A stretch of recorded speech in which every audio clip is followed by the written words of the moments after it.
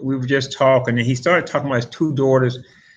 And I don't know how we got on the subject, but he said that his daughter, when it started I think I said private school.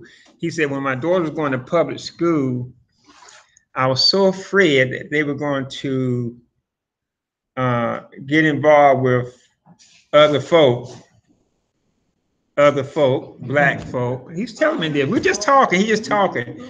And he said one day his daughter came home with a black. No, his daughter. No, his daughter didn't. No, he was just that was what he was afraid of. And I said, well, people. He said that's where I grew up and all that kind of stuff. Tell me all his that. And then he said, then after we talked for maybe 30 or 40 minutes just walking, and I was sharing with him how there's no difference between black and white and stuff like that. We were just talking, and he said that his daughter came home college. One of his daughters came home college, and she came home not with a black guy but with a girlfriend. and a lesbian. And he said, I wish he had come on with a black guy. And we started talking about that. We just shared, and I said, well, you still got to accept her and love her and things like that. And after about 30 or 40 minutes, he said something to the fact that, you're right, and I do, and all that. And then he vanished. I don't remember seeing him anymore. Wow. I think he just went his other way. I don't think he vanished out the air or nothing like that. But the point was that I think I was there for that reason, because that was really bothering him about the relationship he had with his daughter. He said, and I said, well, you've got to love him no matter what. We went through that. But I laughed when he said, I wish he had been black now. But I think sometimes God sends you people just to talk to him. Yeah. And I've never seen him. I looked for him again at the golf course. I've never seen him again. Nobody knows, anything about him. So I don't know. Was he an angel unaware or not? I'm not sure. But it was interesting. Okay. I have a friend who, the young lady that visited us, my wife and I this summer, this summer came to the women's conference. Her husband died yesterday in Arizona. So if they're watching, his name is Winfro. So my heart goes out to the family in Arizona. He died of cancer. Yeah. Yeah. And this is Cancer Week, isn't it? And everybody should have their tickets. Everybody watching us on YouTube and on Facebook. If you don't have your tickets for the cancer concert coming up the 21st on a Sunday evening, you don't have anything to do on a Sunday evening. You come out and see, what's the young lady's name? Jakayla Carr, and a lot more. So support National Cancer Month. So let's do that. If you don't have your ticket, and everybody should buy a ticket and give somebody a ticket. When you go by the supermarket, just hand the cashier or hand somebody a ticket. So buy one and hand one. Miss Fun, give me two. Not for me. I got to give them to somebody. Now that I see it, open my mouth. So I got. You heard it. Then you woke up now, didn't you? Yeah, but that's always good to give somebody one. You just be nice to somebody. It'd be a good gesture. Pastor, you talk about breast cancer. Monday, October 1st, was 27 years my mom died from breast cancer. Mm-hmm. And I used to be so sad. And I was at my desk, and I wrote this poem about 5 years after she died about my best friend. Mm-hmm. And I actually had a feeling of joy just remembering her, thinking about her. Right. It's amazing how God brings you to. Yeah.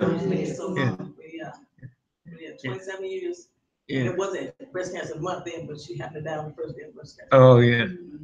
Well, yeah, God can take that misery and make a masterpiece out of it.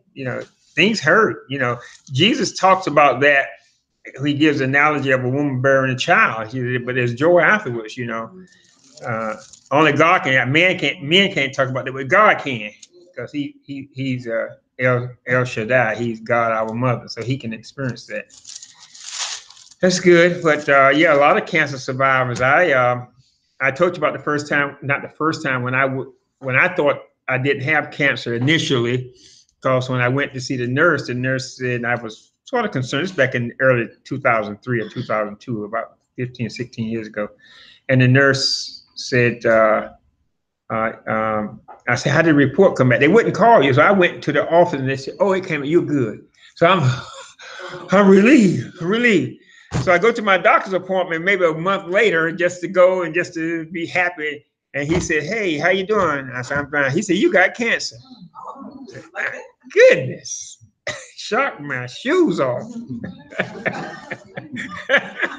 He wasn't tactful at all. He just said it right out. And but anyway, you live through it and caught early and all that kind of stuff. But that was it. And you know, for me, I don't know, for me, when they said it wasn't like it was shock. It was sort of maybe like 2003 was I would say it had to be. But it was sort of, it was sort of like, well, I got it. You know, I wasn't like shocked, but I think what happened was when I get my report. Now, before the report came in, I was sort of anxious about the report. But when he said it wasn't no big deal. But it seemed like the test is what worry you sometimes, maybe. You know, when they tell you you're okay, but when you go for the test, seems like you're waiting on the results. I don't know. I wish they'd tell you right there on the spot. But they don't. Okay, we are in Judges chapter 21, the last chapter of the book of Judges. The very last chapter.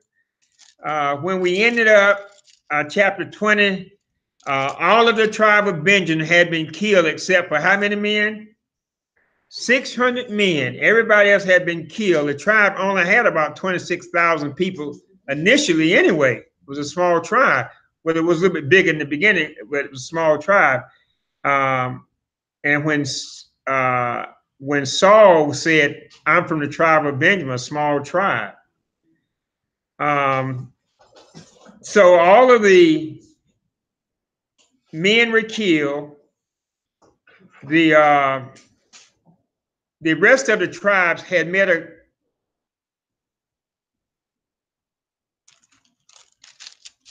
a resolve that they would not let any of the men of Benjamin marry their women. They had made that declaration. So they had to come up with a plan. Since they killed all the men of Benjamin, except for all the women, they wanted to come up with a plan to some kind of way save the tribe of Benjamin from being extinct. They wanted to come up with a plan so it wouldn't be wiped out. So in the last verse of chapter 20 of Judges says, the men of Israel then turned back against the sons of Benjamin and struck them with the edge of the sword, both the entire city and the cattle and all they found. They also set on fire all the cities which they found. And so they killed the whole tribe except for 600 men. And so in chapter 21, we see how when people are really messed up, how they come up with their own sort of remedies to straighten things out. You come up with your own thing. Life is messed up. So if you say if your husband, your wife do something to you, or maybe they unfaithful or something to you or something like that, and so you come up with a remedy to sort of work things out. So what you do, you go get them back by going with their best friend or something like that. You try to, when you don't have no God, you come up with your own crazy plan. Or someone hits your child, rather than going to the police, you get your boys together, your girls together, and you go attack them. It happens all the time. Do you hear sometimes where people send their kids to school with something and tell them, don't let no bully hit you, and you hit them with the gun or something like that? So that happens. So when you don't have a God on the throne, you do crazy stuff, and you try to do stuff that will make you happy. What are some of the things that people do to try to be happy, to have peace in their heart? They go shopping, they drink, overeat, yeah, go on trips a lot. I mean, nothing wrong with those things, but that shouldn't take the place of what? God. There's nothing wrong with, you're trying to, make yourself happy.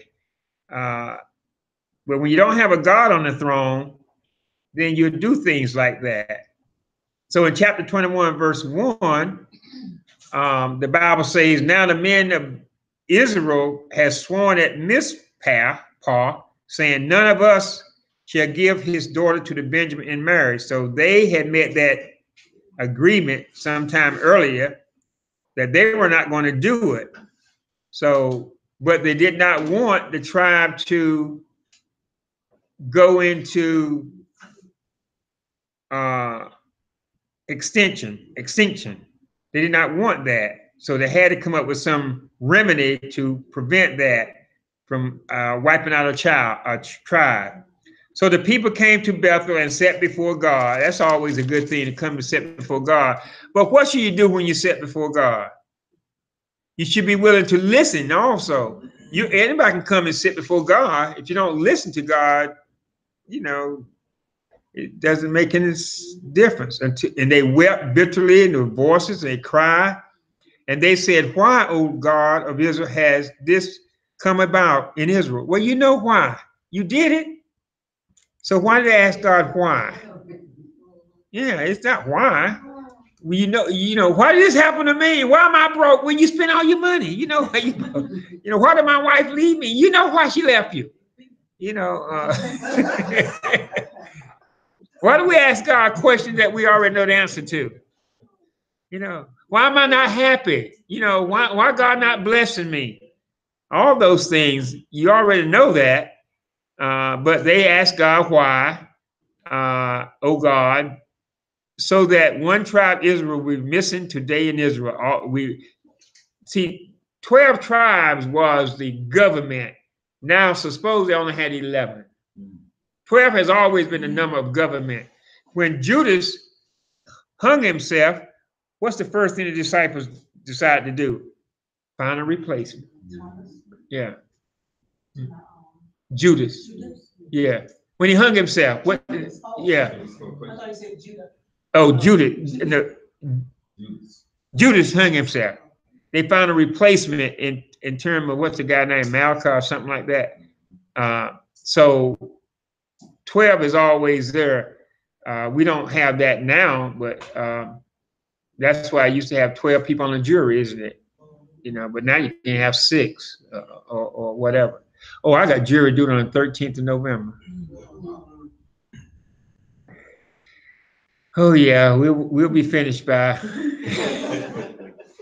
I've already had one state when they sent it the first time about 6 months ago. I told them I had something to do, so I got excused. I can't tell them at this time. So want to thank Miss Leak and Ann Rose. Ann Rose says hi to the family. Where's she now? Korea. Hi back. I don't know how to speak Korean. You're not speaking Korean now, brother. Did you hear Brother McGuire? And it came about the next day that people arose early and built an altar there and offered burnt offerings and peace offerings. And the sons of Israel said, who is among all the tribes of Israel who did not come up to the center to the Lord? But they had taken an oath concerning him who did not come up to the Lord at Mizpah, saying he should surely be put to death. So as they were asking God for direction, they came up with the plan that who didn't help us fight when we fought against Benjamin? And so they were looking for a way to provide wives for Benjamin and said, who was with us when we went up to fight? And the sons of Israel, verse 6, were sorry for their brother Benjamin and said, one tribe is cut off from Israel today. What shall we do for wives for those who left, since we have sworn by the Lord not to give them any of our daughters in marriage? I always say it's easy for somebody to give somebody else stuff away, isn't it? Yeah. Church is like that all the time, Brother Evans. Church, Pastor, why don't the church give? I said, won't you give? You know, it's easy to give somebody else's money away. It's always easy.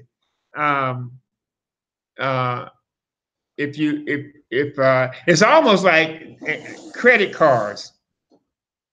That's why people spend more with credit cards than do with cash. Because when you spend with cash, you feel like you're giving your money away. But credit card, you feel like you're spending somebody else's money. But you're really not. But that's the idea. So if you had to pay $100, you say, man, I can't give $100. But if you gave $100 in credit card, it would be easier to do. Because psychologically, you think it's someone else's money. But the cash is yours. Is that crazy? Well, it works. It works. It works. People realize that when they do that, that the credit card is their money. So when the end of that month comes, they realize that. Yeah. But that's the psychology of spending. That's why sometimes it's best sometimes in the beginning you don't have to, but sometimes you may have to get into debt and things like that. But as you grow older, though, you get wiser and you realize that if you don't need something, don't buy it at the time.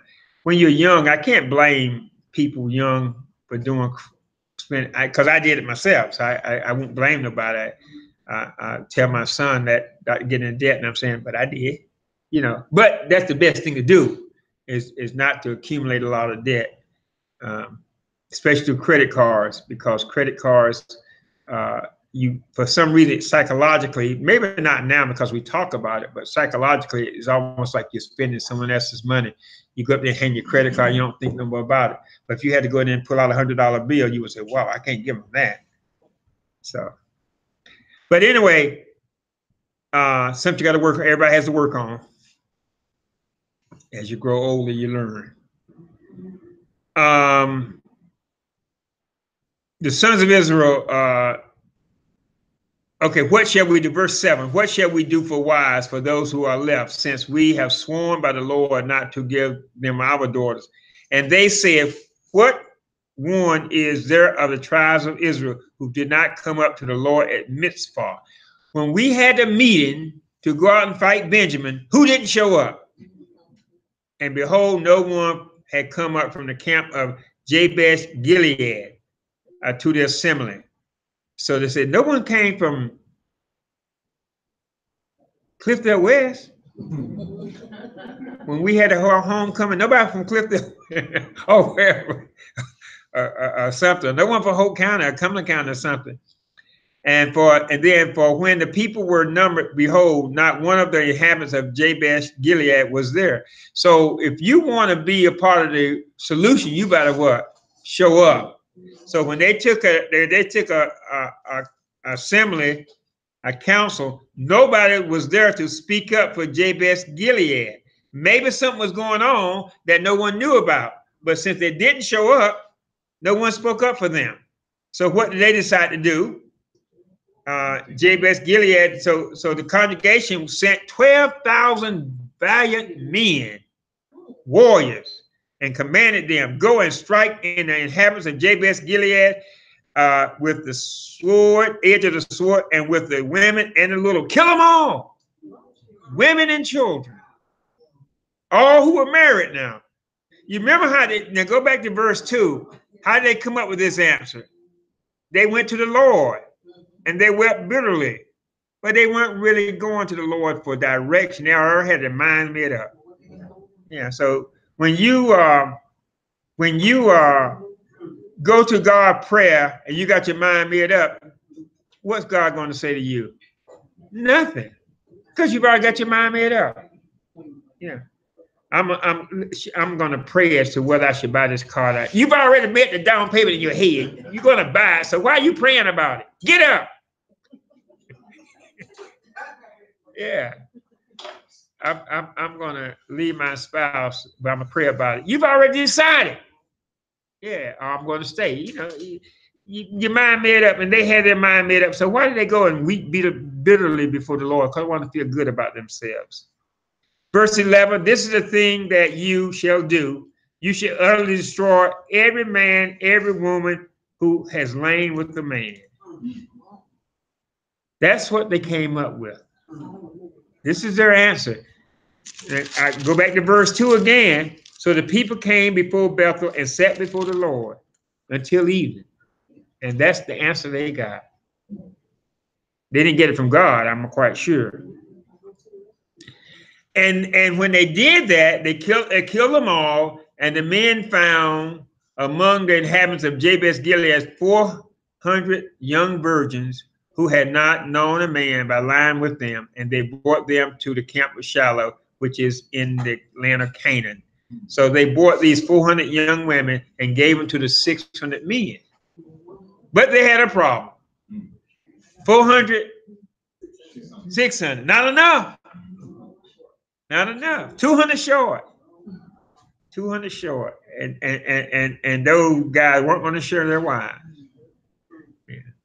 So the whole congregation sent word and spoke to the sons of Benjamin who were at the rock of Rimmon and proclaimed peace to them. So they told the guys, the 600 guys, look, you are brothers. Let's not fight. And what we're going to do so that you won't be extinct. I can't say the word. So you won't be wiped out. We're going to give you wives to start all over again. And Benjamin returned at that time, and they gave them the women whom they had kept alive from the women of Jabesh Gilead, yet they had not enough for them, 200 short. So what shall we do? And the elders of the congregation said, what shall we do? Verse 16, 200 women short. Well, give them one of your daughters. No, I can't give them mine. So what shall we do? And we said we can't give them to them. So what shall we do? This happens when what? Verse 25. When in those days there were no what? This kind of stuff happens when there's no God on the throne in your home, in your church, in your family, in the White House. Yeah, crazy stuff. Yeah, when there's no God, you see mess like this happen all the time. All the time. I'm laughing because the guy told me, I wish he had brought a black guy home. That sticks in my head so often. And he was serious. He was serious. I said, well, it'll be okay. Yeah. Oh, I didn't tell you that. And his older daughter, I forgot this. Oh, I forgot. His older daughter did marry a black guy. Yeah, he had both. And he told me this. Yeah, this is what I forgot. I don't know how I forgot this. He told me that he was apprehensive at first, but it's the best son-in-law. No, that's his granddaughter. Best grandson-in-law he's ever had. Oh. Yeah. Then he disappeared.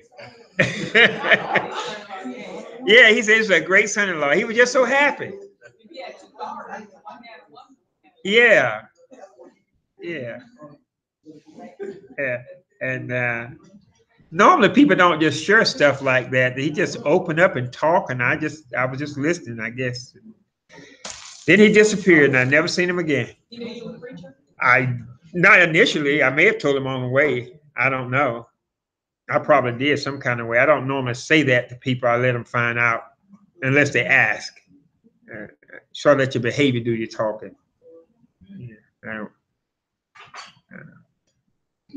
I was playing golf with a guy one day about middleweight. He said, I'm a preacher. And I said, oh, God, I didn't know you were a preacher. I said, you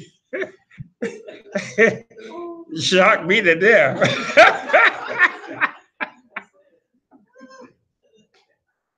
Anyway, let's move on. Where are we? 17. 17, 16, 17. Then they said there must be inheritance for the survivors of Benjamin, that the tribe may not be blotted out from Israel. So they had to come up. They got 400 wives, but they come up. They got to get 200 more. So that they devised another plan. And they said, we can't give them our wives because our daughters, because we've said that we couldn't give them our daughters. But we got some kind of way, we got to get them to get 200 more wives. So in verse 18, verse 19, so they said, behold, there is a feast of the Lord from year to year in Shiloh, which is on the north side of Bethel. Now, Shiloh was a place that the temple, where the tabernacle was and the covenant was, and it went between Shiloh and Bethel on the east side. And that goes up to Bethlehem to Shechem. And they commanded the sons of Benjamin, say, go and lie wait in the vineyard. You 200 guys go in the vineyards and lie wait. And there's going to be a party.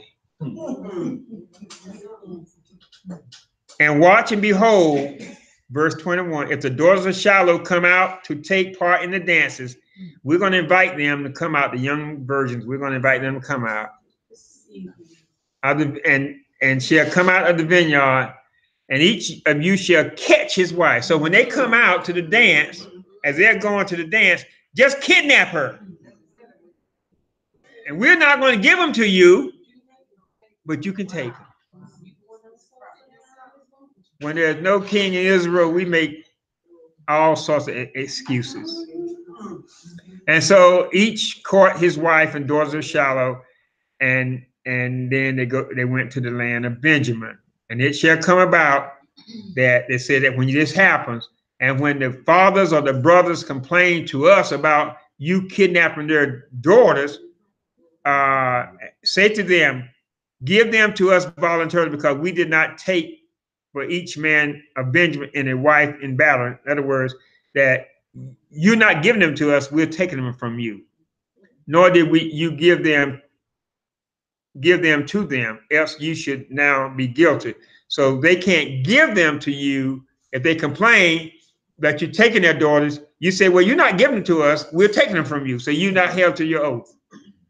And the sons of Benjamin did so, and took wives according to their number, those who had danced, whom they carried away. And they went and returned to their inheritance, and rebuilt cities and lived in them. So they lived happily ever after, with the wives that they killed from the men that they had stolen, and the wives that they kidnapped. And when a person do all their dirt, then they say, let's go here, live happily ever after. And they did. Verse 24, and the sons of Israel departed from there at that time, every man to his tribe and family, and each one of them went out from there to their inheritance. Now, the thing about this is about the time that Samuel is about 8 years old, and he is in the temple. Hannah has already given birth to him, and he's in the temple working with Eli. Eli's 2 sons at this time are priests in the temple, and they're running a prostitution ring. So they're living happily ever after in the midst of junk. So they're going to, and after about 40 years later, they're going to ask for a king right after this. And the king going to be Saul, and Saul is going to rule for 25 years or something like that. And then who comes on the scene after that? David. And David rules till he's 65 or 70 years old. And who comes on the scene? Solomon. And Solomon rules, and Solomon brings the whole country together. And Solomon ruled for a time. And then when Solomon dies, his son Rehoboam and his general Jeroboam have a falling out, and then the country is divided. And it has been divided ever since until 1948, when it came back together. Yeah.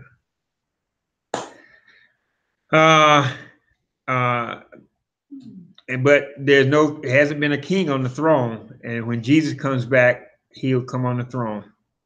But unfortunately, in those days, verse 25, there was no king in Israel, and everyone did what was right in his own eyes. That's a sad tale. That's a sad tale. And when everyone does that, you expect to have mess. You expect to have shootings and killings and crazy things going on and all sorts of stuff. That's just the way it is. But you got to have the Lord of your life. Either he's the Lord of your life or you got something that's the Lord of your life. That word Lord means master, but it also means king. So if there's no king in your life, then you expect to have turmoil. That's the lesson we learn. Okay, Ms. Miller, questions. How many questions do we have? 9 questions. If you're watching by way of YouTube or Facebook, go to our app, New Life Bible Church INC, and download the church app.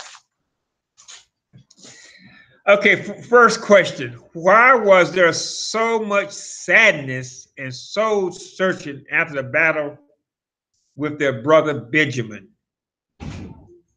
Why were they so sad after they had killed, after they had had to fight with Benjamin, the tribe of Benjamin? Right, they realized that what they had done. Yeah, sometimes when you have a fight in your home or sit somewhere or whatever, and then after it's over, you realize what you've done. What did we do? They realized that they had almost wiped out the whole family, whole tribe. You know, sometimes people do get converted in prison. Sometimes we think prisoners always think that, they get in prison, they get saved. But some people, when they're in prison, they have a chance to sit down and think about what they've done. Yeah. So we shouldn't knock it when somebody says, I was in prison and I found the Lord. Because sometimes people do get saved. Not everybody, but some people do get saved in prison. Yeah. Question number 2, what seemingly routine thing the Israelites do before coming up with a solution to solving their problem? What was routine for them? There it is, women. Let's go to church.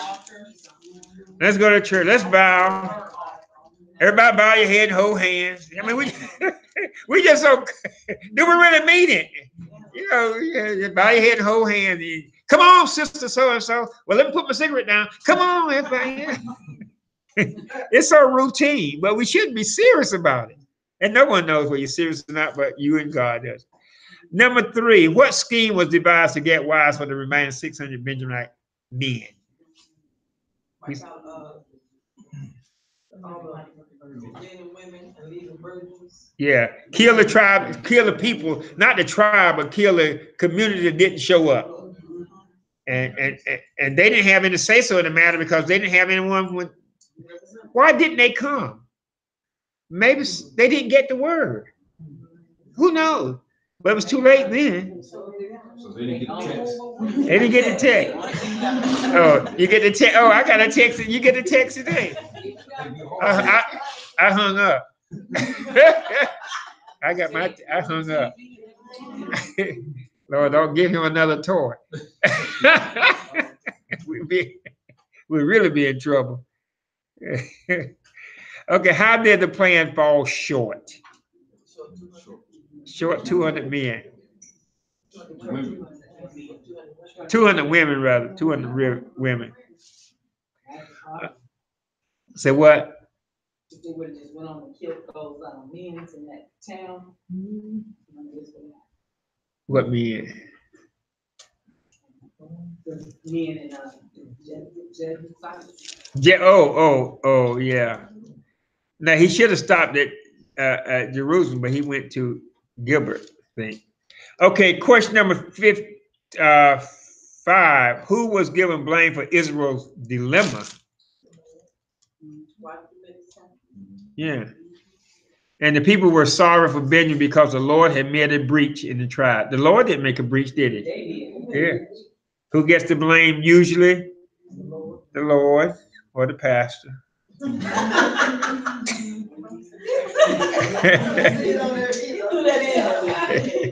Somebody gets the blame. Y'all shouldn't have done it. Okay. Question number 6. What scheme did they come up with to get the wives for the remaining 200 Benjamites? Yeah, dance and kidnapping. When you kidnap them, we're going to turn our back so we know we're not giving them to you. Yeah, yeah. That's like Pontius Pilate washing his hands, isn't it? Yeah. You know, I'm not guilty. I'm washing my hands. I mean, what does washing your hands do? Let me see. I don't know about this one. Question: what fairy tale ending does? You said happy ever. Oh, that's it. Yeah, happy, and they live happily ever after. After they did that dirt, now they I'm blaming the pastor. That ain't true right there. in their eyes, they live happy. Yeah, they didn't live happily ever after. In the midnight, the women. Yeah. Cause you read First Samuel, it's a mess. And what really happened? They had a Goliath of a problem just around the corner. They didn't realize that. Why was there such a mess in the country? No king. If you don't have a God in your home, what do you expect your home to be like? Right. It's just not going to be right. So you got to have a God in your home. If you don't have a Lord in your life, what do you expect your life to be like? Sister Thomas, any verse in the whole book, or anything you want to say about Judges 21? I missed half of it, but I learned was very, it was a lesson learned, enjoying the message that came from it. Always, once again, like I said, when you come to Bible study, you get more out of it, and I just read it. I guess because I'm evidently I'm not studying it, like, sometimes when I answer my question,